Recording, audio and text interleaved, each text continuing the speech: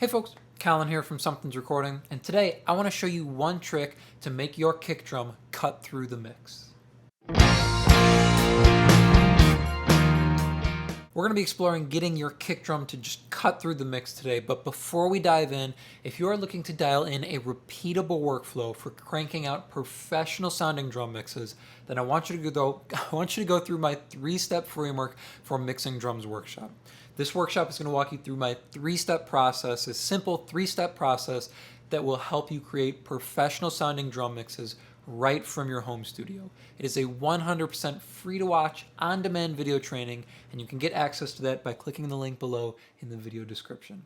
Now let's jump in here and take a look at making your kick drum cut through the mix. So let me play you the drums inside this track here, and then I will solo up the drums so you can hear the kick drum just isolated inside the drum tracks, and we will get working from there. So here's our drums inside the track, and then I'll solo them up for you.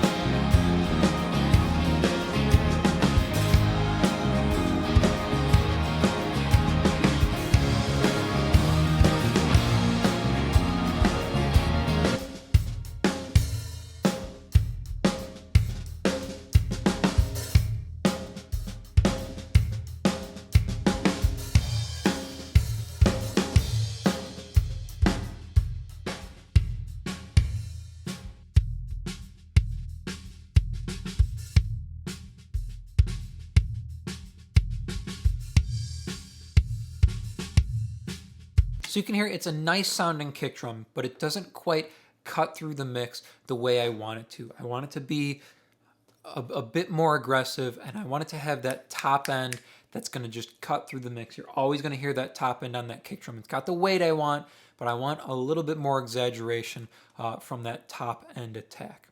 So how do we get that on kick drum? Well, I'm going to show you kind of a neat way to do it here today. So we're going to create a bus channel, and we're going to call it kick dist, and you'll see why here in a second. We're going to color it white.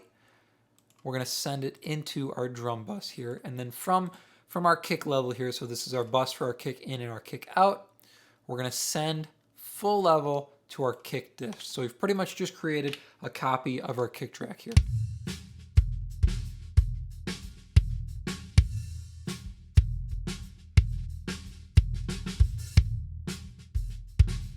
So we've got our finished kick drum sound, copy it into another bus here. And the first thing I'm going to do is I'm going to pull in an EQ here, and I'm going to isolate the area of the kick, the frequency range of the kick that I want to emphasize that has all of that top end attack in it. So I'm going to use a high pass filter, and maybe we'll roll off some of the top end as well.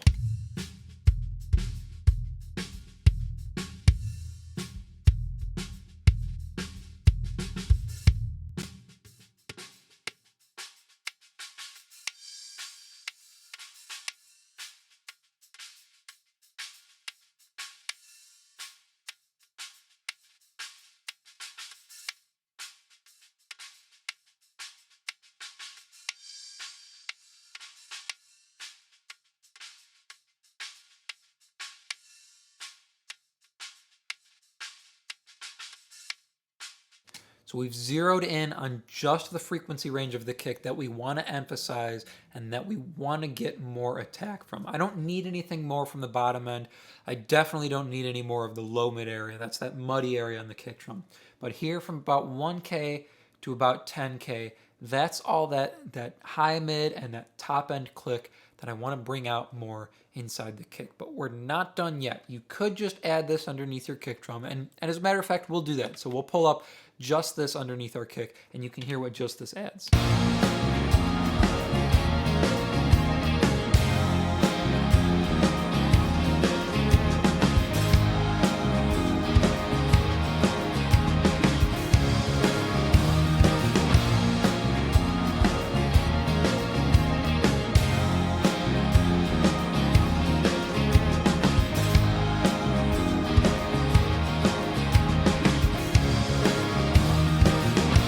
That definitely brings out that frequency range more, but if we wanted to do that, if I just wanted more of that frequency range, I could just go to an EQ and crank up that part of the frequency spectrum. But that's not what I want. I want to emphasize this frequency range and give it some more oomph, some more power. So following this EQ, I'm going to pull in the red light distortion, I think is what I want to pull in. But there's actually something else we could try too. And let's see if this works first. Before we do the red light distortion, I'm going to pull in the virtual mix rack underneath the Pro Q. So we're going to see if we can get something with the pre's, maybe driving the pre's inside the virtual mix rack before we just shoot for straight distortion. Because we could do that, of course, but I want to see if we can get something here from the pre's. So let's go FG73, and then if we need more, we'll go with the 76 after. So let's start by cranking the pre here on the FG73.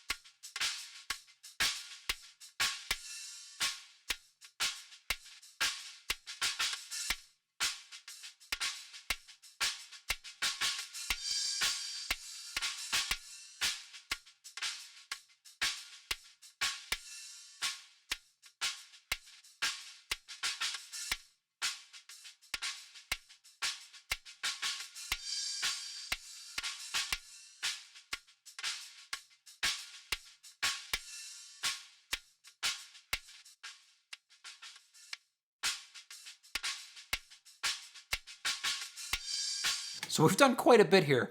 I tried to just drive the virtual channel really, really hard by putting a trimmer before and cranking the input. I didn't like what it sounded like when the trimmer clipped. So I pulled this back to about 12 here. Well, and we'll actually put it up to 12 there. And then I added 2 more FG73s afterwards and cranked those with the virtual drive as well. And you know what? I could push the trim on some of them too. So let's see that.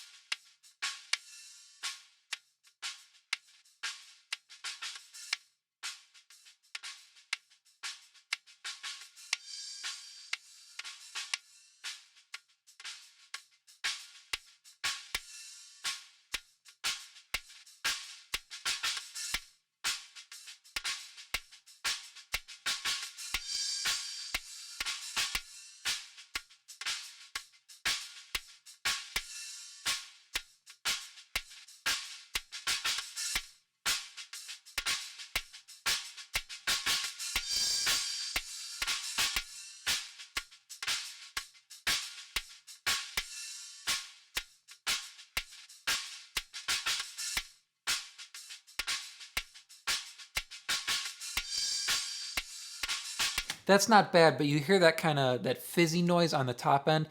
That's like that's the clipping sound that I don't want to have. So we're gonna go back to what we had. Put these back to 0, and just have all three of them in.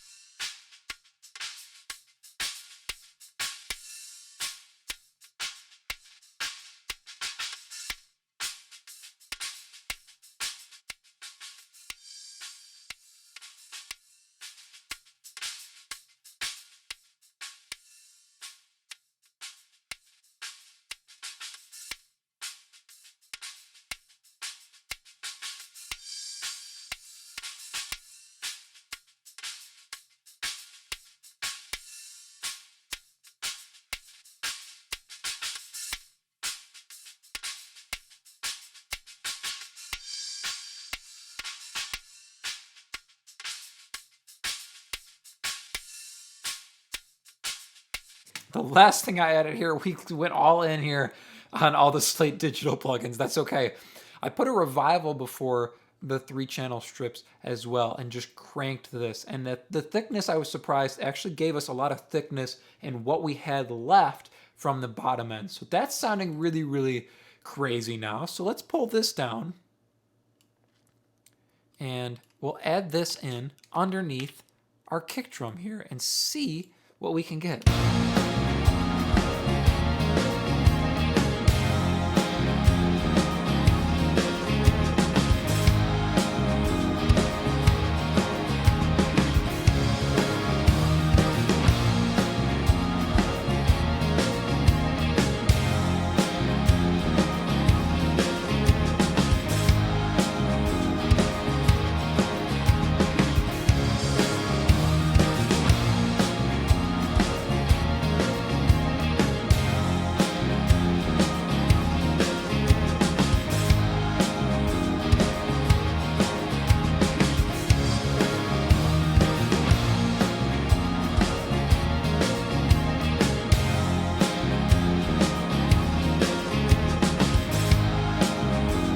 You can hear all that top end, and it's got some thickness and some drive to it now as well, instead of it just being more top end that we're adding. So if you need some more attack and some more punch on your kick drum here, and you want it to cut through the mix, isolate that top end area, then try using preamps and a trimmer maybe to push the preamps harder to get a little bit of distortion to help it cut through in your mix. I hope that was helpful for you. As I mentioned at the beginning of the video, if you are ready to take your drum mixes to the next level and really start dialing in a repeatable workflow for cranking out professional sounding drum mixes, then I have just the thing for you. If you go through my 3-step framework for mixing drums workshop, I will lay out the 3-step process that I use for getting professional sounding drum mixes right from your home studio. It is a 100% free to watch workshop, and you can get access to that by clicking the link below in the video description. Thank you so much for watching, and I will see you in the next video.